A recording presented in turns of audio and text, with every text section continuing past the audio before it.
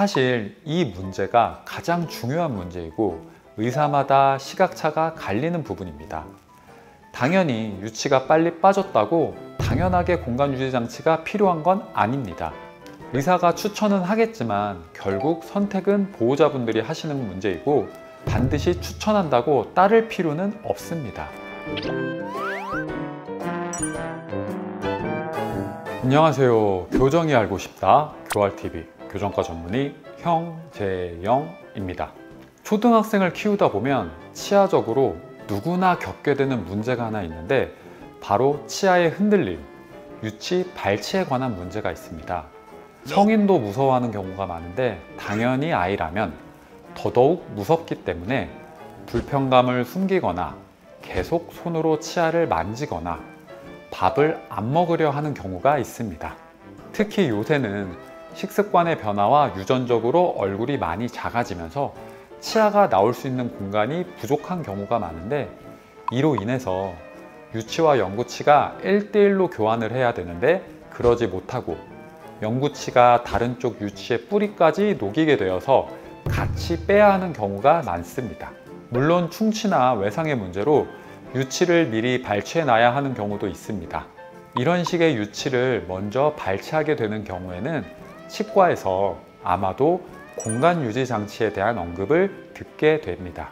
상담을 하다 보면 유치를 빼면 무조건 공간유지 장치를 해야 되는지 알고 계신 분들도 있고 공간유지 장치 자체의 필요성을 인지하지 못하고 뒤늦게 개선하기 위해서 고생하게 되는 경우도 있습니다. 따라서 오늘은 이 공간유지 장치에 대한 설명을 자세히 드려볼까 합니다.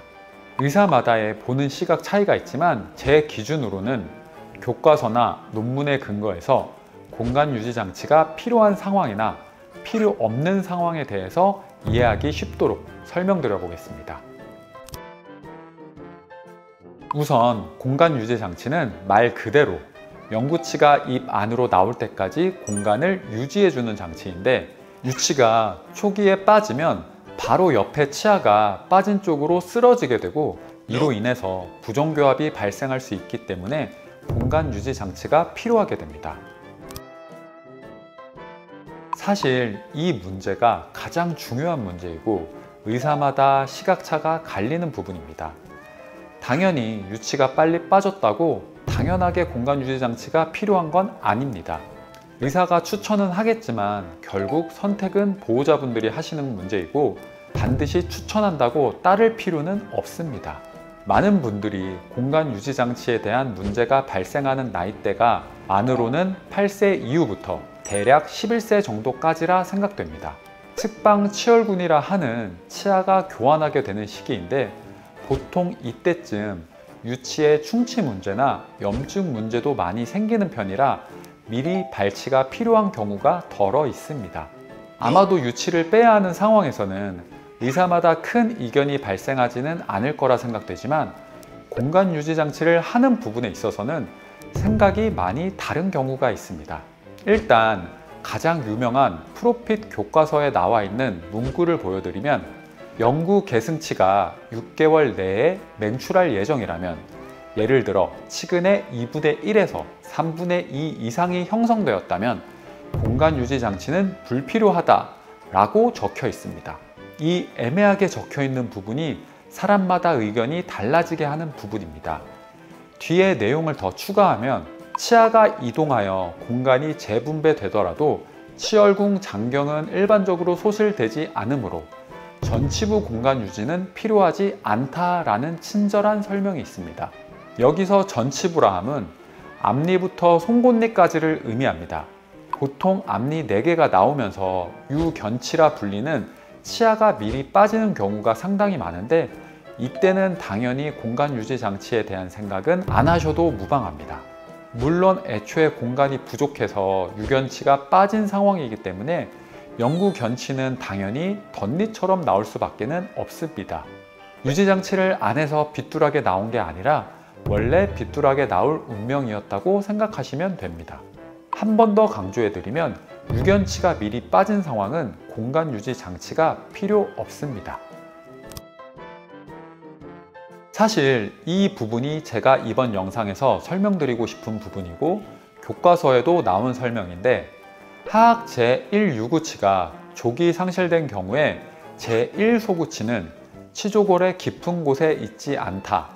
따라서 제2유구치의 근심경사 성향은 그리 크지 않다.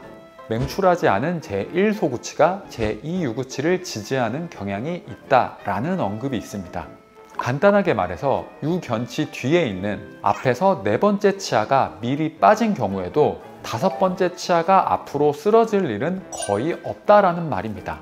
아마도 많은 사람들이 해당 치아가 빠진 경우에 밴드앤루프라는 공간 유지 장치를 걸어 놓는 경우가 많습니다.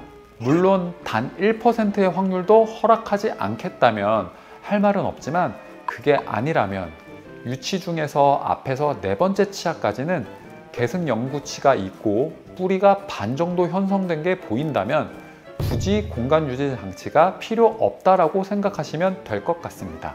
공간 유지 장치가 필요한 건 바로 다섯 번째 치아가 먼저 빠지게 된 경우입니다.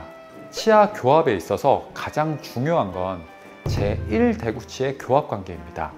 유치들 뒤쪽에서 나오는 가장 큰 영구치인데, 이 치아의 교합 문제는 부정교합을 결정하는 아주 중요한 문제입니다. 이 치아 앞에 있는 다섯 번째 유치가 미리 빠진 경우에는 제1대구치가 앞으로 쓰러지게 되는 문제를 일으키게 됩니다. 영구 계승치가 밑에서 존재하더라도 1대구치의 교합압으로 앞으로 쓰러지려는 경향이 아주 강하기 때문에 교합 관계가 틀어질 수 있습니다. 그렇지만 위에서도 언급했던 것처럼 6개월 내로 영구치가 나올 수 있는 상황이라면 이 역시도 공간 유지 장치는 필요하지 않습니다.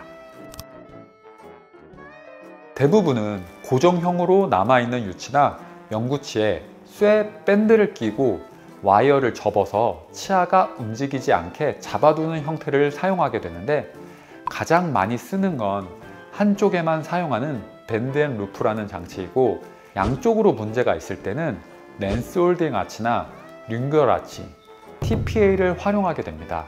간혹 착탈형으로 작은 틀니 형태로 만들어서 끼게 하는 경우도 있지만, 이때는 아이의 협조도가 보통은 떨어지게 되고 안 맞게 되면 다시 제작해야 하는 번거로움이 생길 수 있기 때문에 많이 사용하지는 않습니다. 일반적으로 고정형 장치를 사용하기 때문에 아무래도 치석과 치은염이 증가할 가능성이 높습니다. 장치로 인해서 양치하기도 어려울 뿐더러 음식물이 끼면 빼기도 어렵습니다. 입속에서 계속해서 음식을 먹다 보면 파손되는 경우도 있고 끼워놨던 밴드가 빠지게 되는 경우도 있습니다. 침이랑 양치에 의해서 밴드랑 치아를 붙여놨던 시멘트가 녹아 없어지기 때문에 생기는 문제로 공간 유지 장치를 하게 되면 정기적으로 치과 체크가 필요하게 됩니다. 공간 유지 장치는 영구치 맹출까지 교합과 아치 길이를 보존하는 데 효과적이며 조기 상실 시에는 교정치료 필요성을 줄여줄 수 있습니다. 그러나 치석이나 치은 증상, 장치 파손 등의 부작용을 고려해서 구강 위생 관리와 정기 점검이 필수입니다. 교과서에도 공간 유지 장치의 사용은 완벽한 진단 하에 이루어져야 하며 교정 계획에 따라서도 변경될 수 있다라고 언급하고 있습니다. 간단히 말해서 나중에 교정 치료를 할 생각이라면 굳이 공간 유지 장치는 필요 없을 수도 있다라고 보셔도 되기에 환자마다 장단점을 고려해서 맞춤형의 접근 방식이 바람직합니다. 유치가 빠졌을 때 많은 부모님들이 걱정하시는 것처럼 공간 유지 장치를 안 하더라도 교정이 계획되어 있는 상황이라면 큰 문제가 없고, 교정 계획이 없더라도 위에서 설명드린 것처럼 제1대구치인 큰 어금니 앞에 유치가 미리 빠진 게 아니라면 대부분 문제가 없을 수 있기에 공간 유지 장치에 대한 고민은 안 하셨으면 하는 바람입니다. 오늘 영상이 도움이 되셨기를 바라며 좋아요와 구독, 알림 설정도 부탁드립니다. 궁금한 점이나 추가로 알고 싶은 내용은 댓글로 남겨주시면 성실히 답변 드리겠습니다. 감사합니다.